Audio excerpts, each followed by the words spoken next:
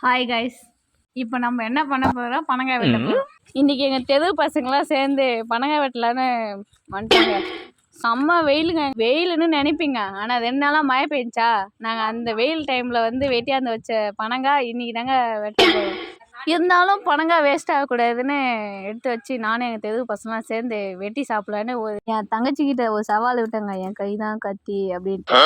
நானும் ட்ரை பண்ணுறேன், இசுக்கிறேன், ஒன்றும் செட் ஆகலைங்க. அப்படியே கீழே விண்டேங்க. பத்தாத்துக்கு என் குட்டி மச்சான் வேற டம்மால பின்னாடியே விண்டான். ஒன்றும் செட் ஆகலைங்க. அதுக்கப்புறம் நான் இழுக்க, என் மச்சான் இழுக்க, நான் இழுக்க, ஒன்றும் செட் ஆகலைங்க. இது பத்தாத்துக்கு என் தங்கச்சி பேஸ் லைட் வந்து அத்தைக்கு இதை போட்டு விடுங்க அப்படின்னு சொல்லிட்டு இருக்காங்க. இப்போ வந்து எங்கள் தலைவி என்ட்ரிங்க. இவங்க யாருன்னு கேட்பீங்க, இவங்க தான் எங்கள் அத்தை. எனக்கு மட்டும் அத்தை இல்லைங்க, எங்கள் தெருவுக்கே அத்தை, பெரிய அத்தைங்க.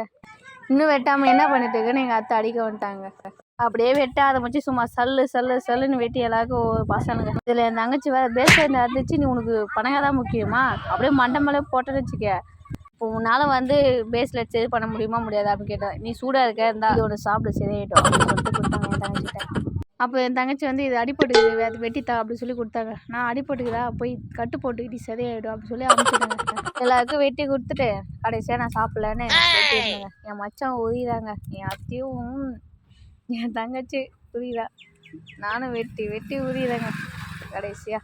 இப்போ என் தங்கச்சிக்கு எதுக்கும் போட்டிங்க சாப்பாடு சேலஞ்சுங்க. அவள் ஜெயிச்சிட்டு வாப்பான்னு போயிட்டான். அவ்வளோதாங்க. பனங்காய் செம்ம டேஸ்ட்டுங்க.